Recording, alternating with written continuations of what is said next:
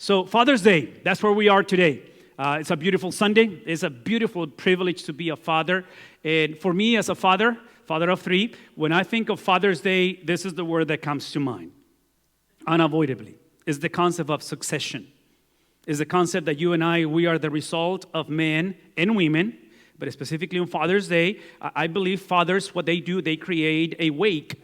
They create a path. They unavoidably put together some sort of a transition that, whether we like it or not, we bring out a baton and bring it into the next generation. So succession for me is a major component. Part of it is because I still consider myself, although I may not look like one, I still consider myself a middle-aged guy. Okay, I'm 46 this year, and the implication of my middle-age transition, life is that I'm seeing the results more tangibly of the succession of those that went before me, dad in my case, and because what I do in the calling into pastoral ministry, I look at the pastors and how they have shaped me and trained me and equipped me and discipled me. So this becomes a tangible reality. Then I turn around and I look at my 21-year-old daughter, my 19-year-old daughter, my almost 17-year-old son, and as they continue to make decisions as now young adults, more and more independently from us as parents, now I see either the positive or the not so positive influence of our succession into their lives. Because now they're making their own decisions. So this morning, what I want you to think about for a second is the concept of succession, because for us, we have been navigating this concept of world mandate, the concept of missions, and specifically the subtitle says discipling, not just evangelism, but discipleship, which is evangelism and discipleship. I should have said this at the beginning of the series, I forgot, but I'll tell you right now. Evangelism and discipleship is like the two sides of a coin. Which of the two is more important? The answer is yes, right? The coin is made of two sides. So it's exactly the same thing with evangelism and discipleship. So it's not just coming to know Christ, it's to have the worldview of Christ. That's what it implies. So for me, again, just thinking about the concept of succession, the character, the book in the Bible, so if you have a Bible, you want to go there, is exactly this amazing guy by the name of Daniel. And ironically, and I say ironically, it's kind of intentional and non-intentional because it's just the way this unfolds today. I'm going to be speaking to you about a guy and guys, two more in just a second, two more biblical characters, and all three, for what we understand and know, they were single guys. What am I implying? That on Father's Day, by default, we speak of guys who are either married, have been married. Maybe we speak of single dads as well, so may not be married currently. But the reality that I'm giving you is that when we look at this process of succession, Daniel as a single man, we believe he was single, or at least we understand he was single, is that component that in his life as a single man, we try to convey this message that the win is not singleness nor marriage. I'm going to even say this. The win is not to be a father.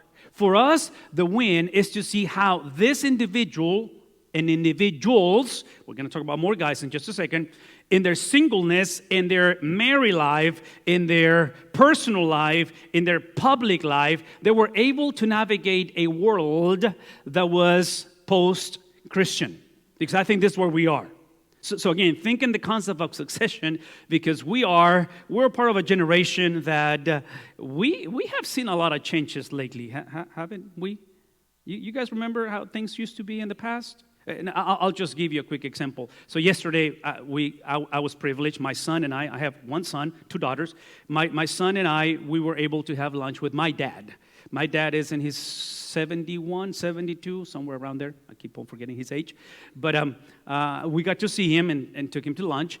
And I remember him telling me a couple of weeks ago that he was going to go home, which for us hometown, it's about 6 hours into the interior of Mexico. And he said, I'm going to go, and because your uncles, my dad is one of 14, brothers and sisters, 7 and 7. And he says, the boys want to get together, his brothers.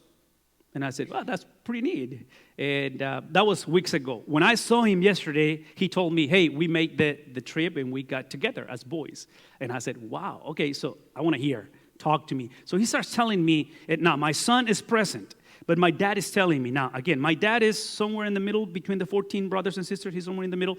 And so the conversation among the boys, and somewhere between the oldest is getting closer to the 80-year-old mark, and then the youngest is somewhere in the late 50s. So they actually gathered together at my grandmother's house, which is empty today because both of them, their parents are gone. My grandparents are long gone.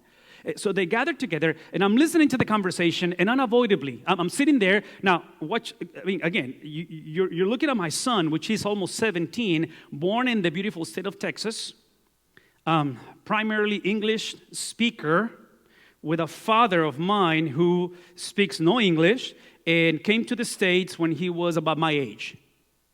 So you're looking at two different ways of seeing life. Anybody tracking what I'm saying? So the conversation with my dad is filtered through the worldview of having his brothers where they grew up as now 80, almost 80-year-olds, 70-year-olds, 60-year-olds, just having fun and enjoying themselves. What I'm trying to tell you is this, is that when I look at Daniel, if you look at the context of Daniel as a man, Daniel comes into the picture in the narrative of the Bible in a time where because of oppression, because of the fall of Jerusalem, the Babylonians come and conquered, he is taken captive with a bunch of other people into Babylon. So from one day to another, Daniel is taken from his country, his worldview, his environment, and he's put into a very different environment. So in my mind, again, just trying to make the analogy, I'm thinking of my 16-year-old son. If I were going to take him from right here from where he's at and then put him into the conversation, in the middle of the conversation that my daddy was having with his brothers, he will be lost. My son will be lost. First is the language. That might be a little bit of a barrier. And the other one is just the environment, the context. So what I'm trying to tell you is Daniel is placed into a context that is completely anti-God of the Scriptures. The question is, how do you live in that context? Because I believe that's where we are today. So here's what the principles that I want you to navigate with me, that I believe this is how Daniel did it. And as a father, I'm praying, I'm seeking the face of God as I look into my sons, I see the legacy of my parents brought into my life and seeing the gospel continue. What Daniel did is he was faithful. He was faithful. And the faithfulness of Daniel was to basically monotheism. Now, the concept of monotheism in the Old Testament is very unique. It's basically one God. So the Bible introduces the concept of one single God. Deuteronomy chapter 6, verse 9, and verses 4 and following is basically Moses, prior to conquering the land, says, O Israel, remember this, that the Lord your God is one. It's one God. It's one God. So Daniel remains faithful as a worshiper of one single God. He does it, this is what it means. So this is the concept, this is the non-tangible, this is the abstract idea, this is the personal conviction reflected into a lifestyle. He does it respectfully in the context of monarchy. Authoritarianism, the concept of having a king who does not worship the God of the Scripture. So translate that into your kids, my kids, our grandkids, and our great-grandkids eventually. How do they remain faithful to the God of the Bible in a governmental system that is rapidly and gradually and unapologetically moving away from the values of the Scriptures? How do you do that? Aren't you glad you came? To me, that's exactly what I said, succession. Because succession is more than, he just looks like me. You know, we have the same genes and we speak the same language and we have from the same background. No, this is the concept of look at the unresolved tension. And then here's the beauty of this. And this is the freedom of the gospel. The freedom of the gospel is that when you remain faithful. So again, I wish I had more time to explain this in detail. I'm not speaking of you having faith in God. Having faith in God is never the goal. Having faith in God is always the beginning. The goal is that your faith crystallizes into faithfulness. There are multiple books in the Bible that they're written because those who actually or apparently believe in God or had faith in God eventually became unfaithful to God. If I can just come back to Daniel, the tragedy of Daniel's scenario, captivity, a tragedy to the people of God is because of their unfaithfulness to God. Does that make sense? So translate that into now, look at the combination of both. So faithful to the God of the Scriptures, respectful to the authorities that God has placed and created. All right, do I need to explain that? Okay, again, I'm translating Father's Day into the concept of discipling the next generation to make and to do decisions through a Christian worldview in a non-Christian world. So when I talk to you about respectfully into a context opposite to the God of the Scriptures, which is authoritarian, which is a concept of a monarchy, not just a monarchy, but a monarchy completely detached from God, what I'm trying to tell you is that the more that we learn to trust in the trustworthiness of Jesus, the more that we are able not to change our government, not to change our surroundings. Because you may know this story, you may not know this story, but Daniel doesn't have that beautiful, happy ending that eventually he changes Babylon. Daniel is going to have to do his entire life in ministry and faithfulness in a context of a broken system. So I am not here to promise you that United States of America is going to go back to faithfulness to God. I'm here to tell you, without sounding too critical and negative, is that United States of America is going to eventually look like Canada. Sorry, Canadians, if you're here. In a sense of secularism. And Canada is eventually going to look like Europe when it comes to secularism. Is anybody following what I'm saying? So that's exactly where this is going. It's in the Scripture, it's expected. I mean, all that I'm trying to tell you is when you embrace the worldview of the Bible, watch this please, you recognize that every authority on the face of the earth in human history is limited. None of them is supreme. And that includes and begins with us as fathers. So as much as I am called to lead, to oversee, to shepherd, to protect, to nurture the home, my position and my function of leadership is always in the context of a supreme leadership and authority.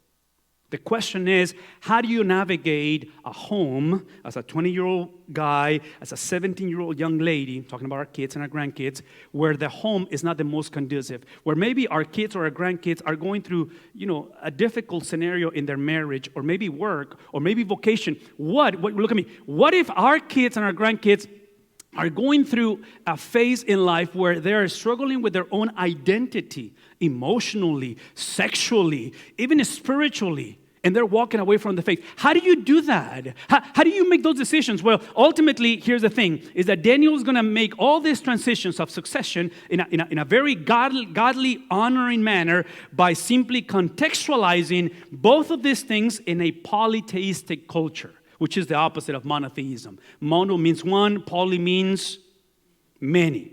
So Daniel, from one day to another, he's brought into the culture, and we're going to look into that for the next of the summer, so come back and you can see the rest of the movie. You're going to see that the first thing that he's going to be, chapter 1, he's going to be imposed, he's going to be brought into a specific diet, things that he's supposed to eat, based on what? On polytheism, because obviously life, from intellectual, relational, emotional, spiritual, everything is interconnected. So this is where I want to see that as the win.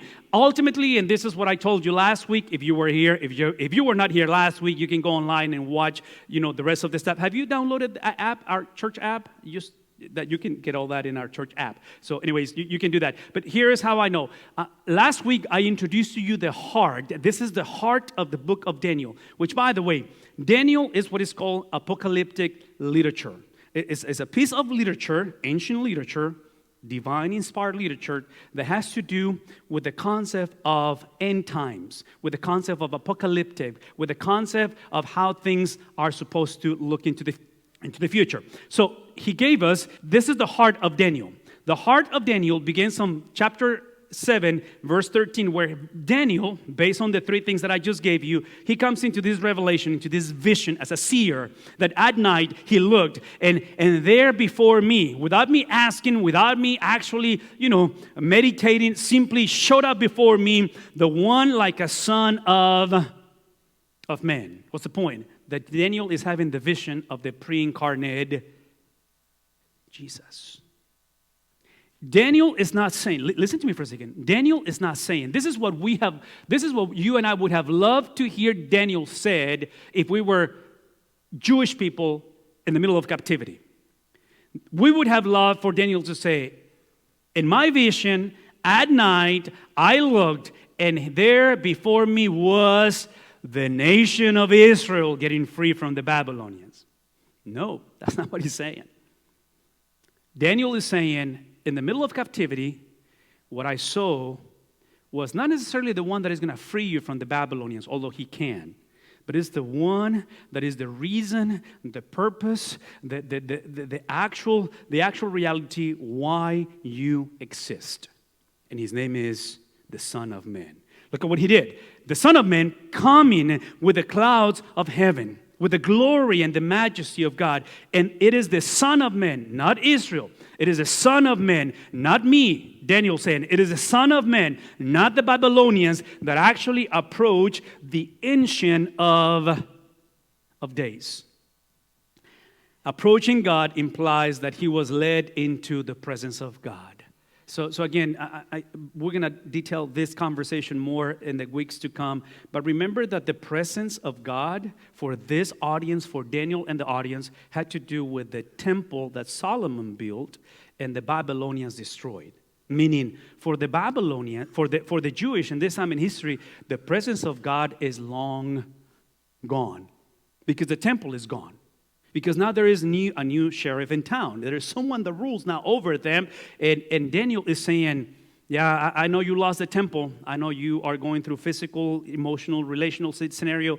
My authority, my supremacy hasn't changed in spite of what's going on in your life. So here's what it means. It means that this Son of Man, Jesus, was given, what did he receive?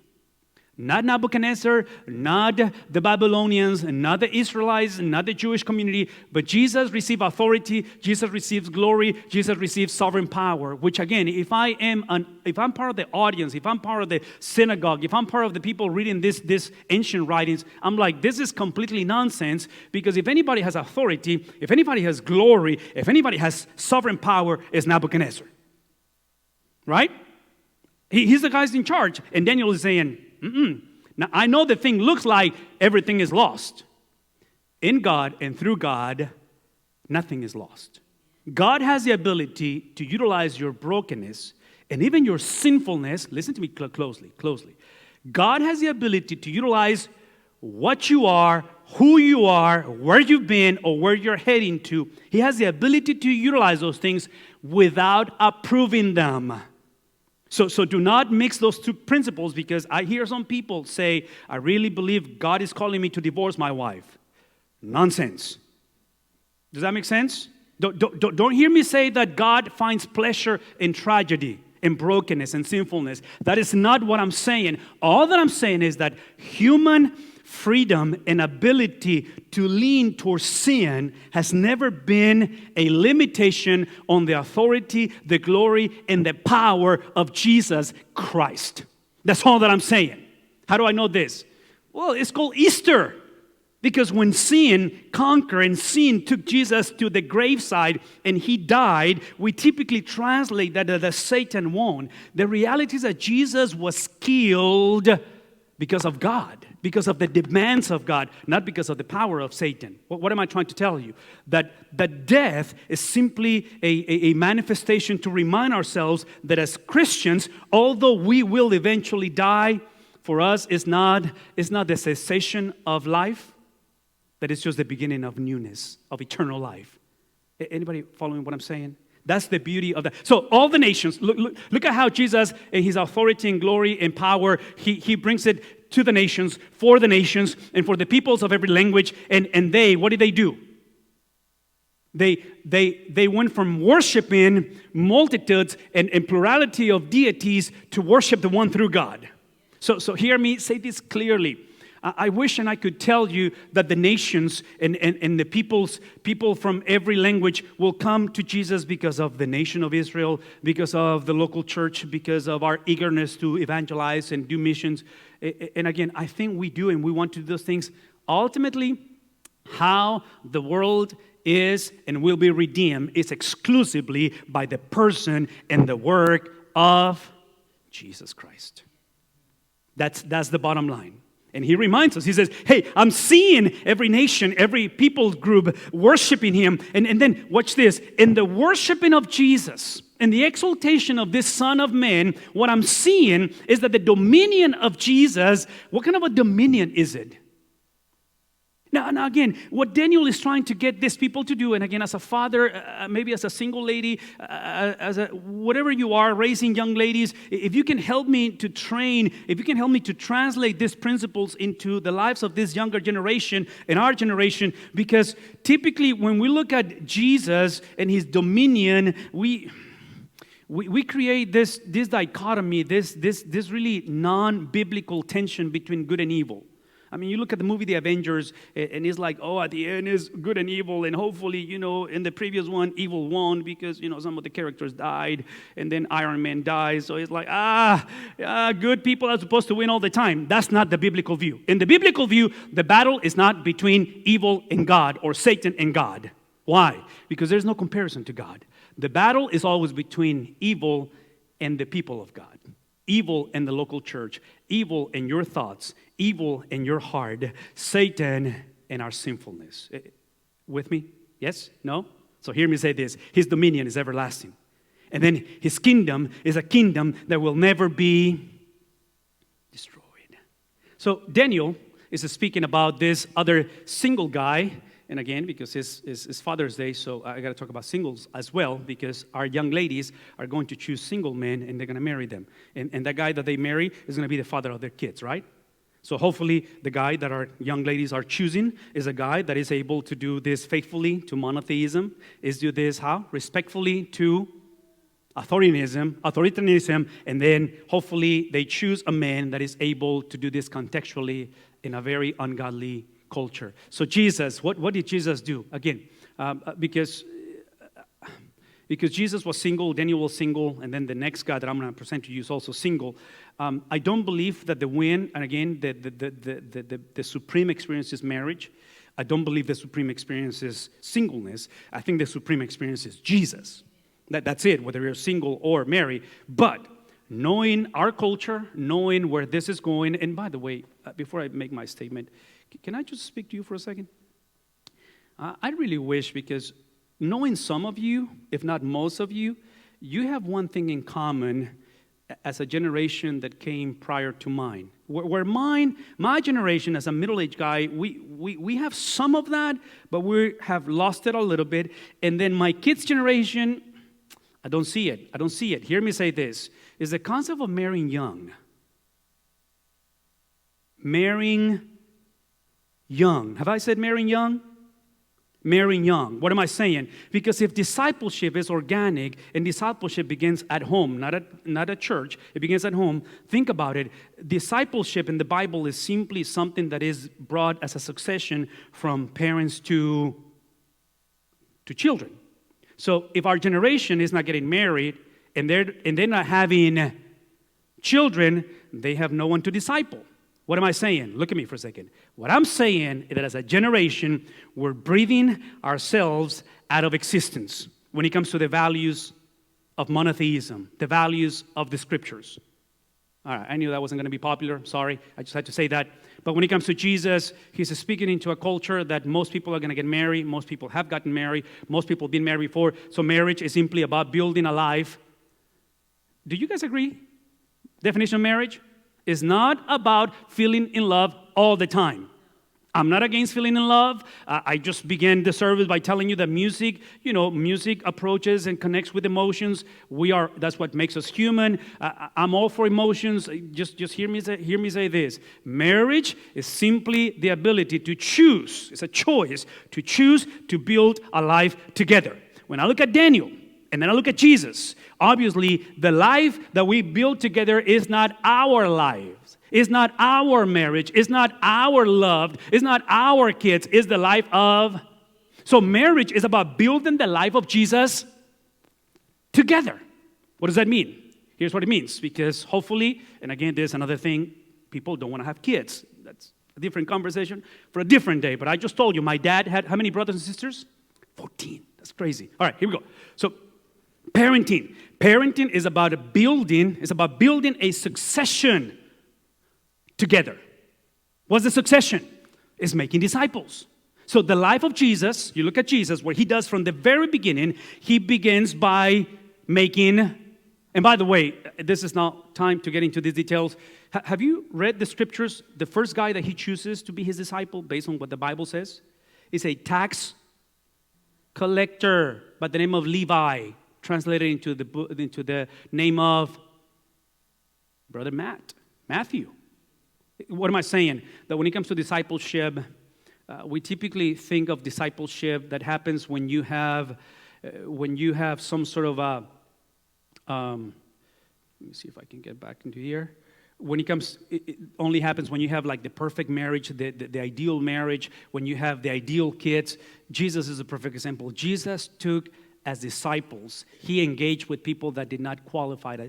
Jesus engaged and took and recruited people to be disciples that no church on the face of the earth would have ever called as a pastor.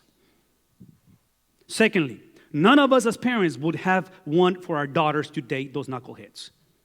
And that's exactly who Jesus chose. That's the beauty of the gospel. Here's the thing. Again, making disciples, in the context of family, it has to be done in a post-Christian culture because that's exactly where we are. And again, just a quick disclaimer because I only have a few minutes left. When I say post-Christian culture, just hear me say this. I don't believe that we have Christian countries. I believe that we have countries that make decisions through a Christian worldview. You see the difference? Anyways, just take that home and think about it for a second. So in the case of Jesus, again, Jesus is the one that obviously the Gospels tells us what he did, what he said. But then it comes around this guy, another single guy that we believe is single, Paul. So we're in the single mode right now, okay? Paul comes and he's going to take the words of Jesus. Look at this. He takes the words of Jesus based on the words of Daniel because Daniel prophesies. Remember Daniel prophesizing? I saw the vision at night. What did he see? He didn't see a better Jerusalem, a better scenario, a redemption of the people of God. He simply saw the Son of Man approaching who? The Ancient of Days. And then through that approach, through that relationship between the Father and the Son, it is where Jesus received authority, dominion, and power. And then we know the rest of the story, where Paul, that he met the Son of Man on the road to Damascus, remember Acts chapter 9? He meets him. So Paul did not find Jesus via Twitter. Paul did not find Jesus on a Sunday school class. Paul met the resurrected Jesus face to face. Now, Paul takes on him, and I said take on him, but it's the call of God to be an apostle to the Gentiles. He takes the task to look at the words of Jesus given through biblical narrative, Matthew, Mark, Luke, and what's the last one? And John. He takes the words of Jesus, look at this, and Paul sees the local church a couple of decades after Jesus, and he's looking at Jesus, his character, his teachings, his lifestyle. He's looking at the local church 2,000 years ago, and this is what he's seeing. He's seeing this. He's seeing the church moving further and further and further away from Jesus. And Paul says that this is a problem. This is a serious problem. So Paul is going to write about 13 of the 27 books of the New Testament to do this, to bring together the words of Jesus and the meaning of the words of Jesus. What am I saying? That the church 2,000 years ago believed on what Jesus said. as long as they had the freedom to interpret what Jesus said. Now, does that sound like 2019, beautiful United States of America? Does that sound like churches today? Does that sound like families today? That we see people having their own, people do not necessarily oppose Jesus as long as Jesus is a Republican, because God knows that he was a Republican, right? Is that how we process this? That Jesus understands my worldview, my personal preferences, what I think, how I feel? See, again, I just gave you Daniel 7, 13, and 14. Who did Daniel see? They saw, it's about Jesus. So Paul is going to take the life of Jesus, and he's going to take the succession of Jesus, making disciples, and what he's going to do, he's going to speak to churches that are, again, moving in an opposite direction. So in Ephesians 2, as an example, he begins by simply saying, therefore, verse 11. Now, obviously, the grammatical connection of a therefore implies that he has spoken for a chapter and 10 verses. What's the point? That he's coming into a closing of his sermon, which he's a preacher. That's a lie. There's 3 more chapters to go. So you know how preachers are. He's telling, therefore, conclusion. No, it's not. He's going to continue. So he's coming into a closing of this, and he's bringing what we believe a third principle. The previous 2 principles that he introduced from chapters 1 to chapter 2 up to verse 10 is simply the understanding that God has this authority, dominion, he's sovereign, and is the doctrine of election. The doctrine of election. God chooses, God makes decisions. The way he chose Abraham, the way he chose a family, the way he chose a nation, and the way he chose the world. Now, hear me say this closely, folks, because this is where it gets really, really crazy. I just gave you the example of Jesus choosing Levi, eventually becomes Matthew, tax collector. Not only that Jesus chose Levi, like if I'm doing a side job, part-time deal, running Jesus's, social media, marketing team in his time, and he's running for Messiah, in this time in history, and his first choice is Matthew, I'm like, I don't know if I want to take a selfie with Matthew, man. I mean, this guy doesn't have a very good reputation among the people you're trying to redeem. Secondly, you know what Jesus did? Jesus not only chooses Matthew, but he goes and has dinner at Matthew's home. Watch this. Not with former tax collectors, but with current active tax collectors. I'm deleting all of the social media. No one saw this. I don't want anyone to see what's going on with Jesus, because Jesus is he's not helping himself. Have you ever found yourself in a situation where you're like, this is not working out for me? The more that I pray, the more that I try, the more that I read the scriptures, it's not working out for me. Paul finds himself in that scenario because God chooses, elects people, and when I think about election, think about this. God elected a pagan Gentile priest by the name of Abraham. So that's the first thing that he introduced. The second thing that he introduced is that God chooses not because of Abraham, not because of these people, but in spite. So he introduces in Ephesians the concept of depravity, the concept of how broken we are. And then he presents the solution, which is the therefore. The solution is that when he chose us, when he elected his people, the nation of Israel, the church of Jesus Christ, he elected us to bring a concept of universality of the gospel. That it wasn't because of you that he made the decision, but it was in spite of us. Does that make sense? So here's my point. My point is this. Again, discipling our kids and our grandkids. Help the next generation to understand that knowing and loving Jesus is always personal, is never individual. I'm going to say that again. Is always personal, because you cannot have or embrace the faith of your parents.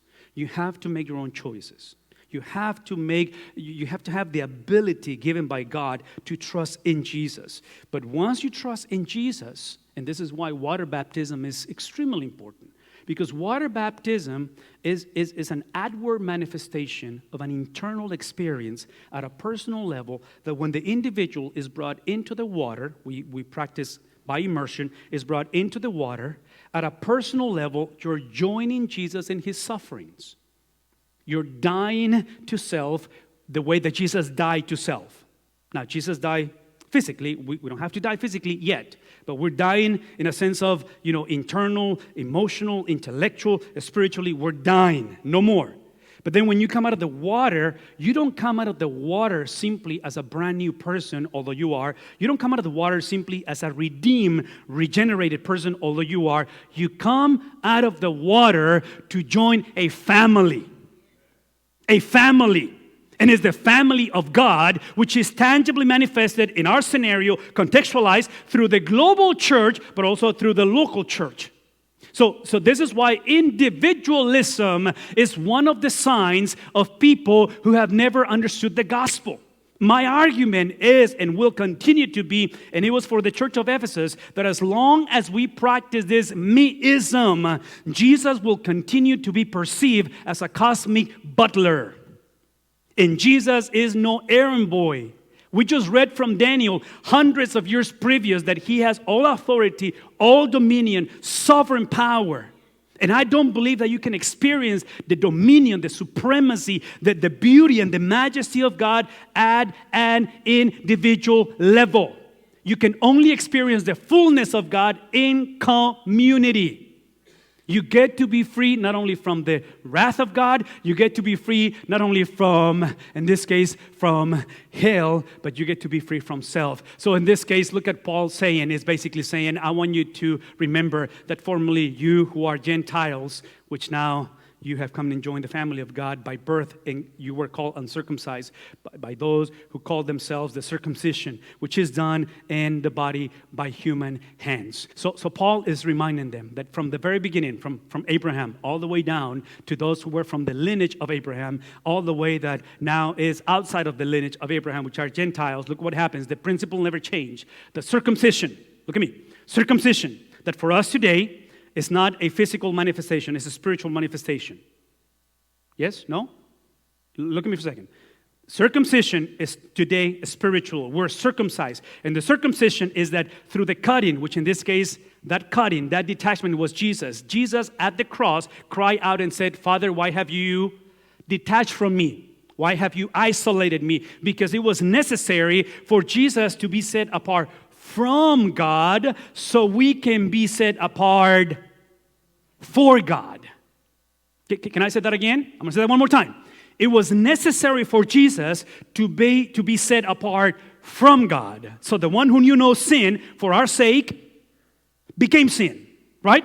But this experience of Friday, Saturday, and eventually Sunday only has meaning through 33 years of life on earth. Because you and I being set apart for Him is not simply the absence of previous mistakes. It's not simply joining a body of believers. It's not simply changing your behavior and thinking like a Christian, reading the Bible and praying. All those things are extremely important. What it means to be set apart for Him is embracing the worldview, the lifestyle of 33 years of the one that was set apart from Him. That's what it means. So Paul is basically saying, since now you are not Gentiles anymore, now you're part of the lineage, you're part of the family of God. Hear me say this, look at me. It creates a privilege. It creates a privilege that now you were a Gentile, you were an outcast, you were outside of the family of God. When you came into the family of God, it gives you the privilege that in the past, when you were set apart from Him, now you are set apart for Him. But hear me say this, because this is where it gets a little crazy. What Paul is saying, that if you disregard not only the teachings of Jesus, but the meaning of the teachings of Jesus, the same God that set you apart for Him will set you apart from Him. Book of Daniel. The tragedy of Daniel, besides the tragedy of the Babylonians, besides of the conquest and exile, here's the tragedy. Look at me for a second. Is that these people who were set apart for Him were surprised that God eventually came through on what He promised. That if you violate, if you disregard my commands, I will set you apart not only from me, watch this, but I'm going to use evil.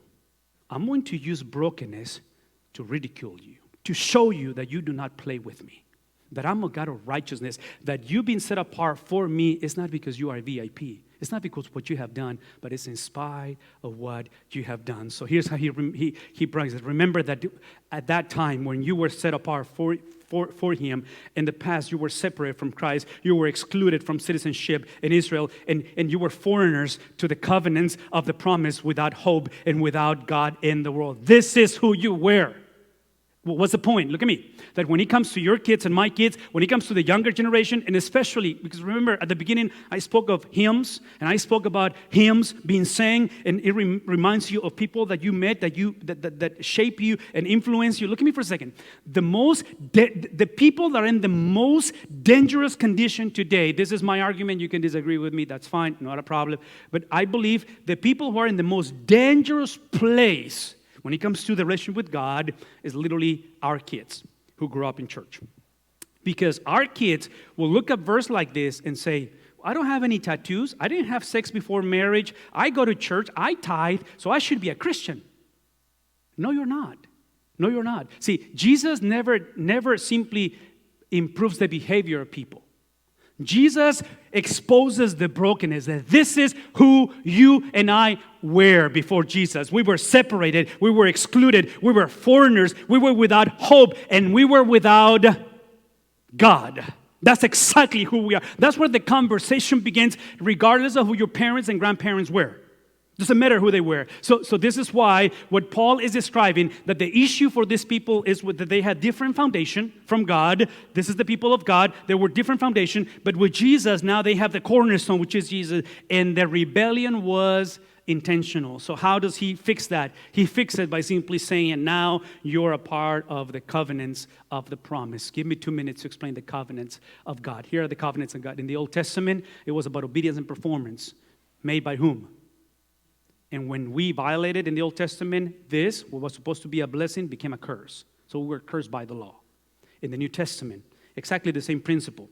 In the New Testament, it's about obedience and performance. The beauty of the gospel is that it's not your obedience and it's not your performance. Whose performance is it? The beauty of the character of Jesus. So this morning, I simply wanted you to pray with me that the covenants of God, which is the solution, which is the answer to everything that we're saying, is simply the understanding that God elected the people of God for two things. In the Old Testament for service, and the New Testament for Christ likeness. That implies that this morning, if you are sitting in this place and you are willing to embrace the worldview, you are willing to embrace the election for service and Christ likeness, and you decide to become a Christian, here's what it means. That means that you must respond. You have to say yes to Jesus. You have to say yes to Jesus. Look at me. You have to say yes to Jesus. Saying yes to Jesus is not simply because you have regrets. It's because you try all these options and now let's give it a shot to Jesus because Jesus is one among many. The human response is this, is based and created out of the human response is simply the result of God's election. The men are able to respond to God when God chooses that individual. What is my point? That when you are chosen by God and you respond to that, you must have faith that translates into faithfulness. You must repent, that must become habitual, not just an event. You must obey, which obedience is simply Christ-likeness. And you must persevere to the end, which is the result of the God who chooses to preserve you. Folks, Father's Day is simply about the life of Jesus and the succession of Jesus. Father's Day is the beauty to see that represented in this younger generation. This is one of the most exciting times in human history to know Jesus Christ. Why? Here's why. Listen closely. Because in no other time in human history, in the history of the United States, we have had that many number of people that can potentially embrace Jesus Christ. And it's been entrusted to you, and it's been entrusted to me. That today we have the privilege to embrace Vacation Bible School, the 1st of July, 2nd of July, 3rd of July, and we're going to receive families and kids. And it requires men and women that are willing to simply understand that this is about the life of Jesus. It is about the worldview of Jesus.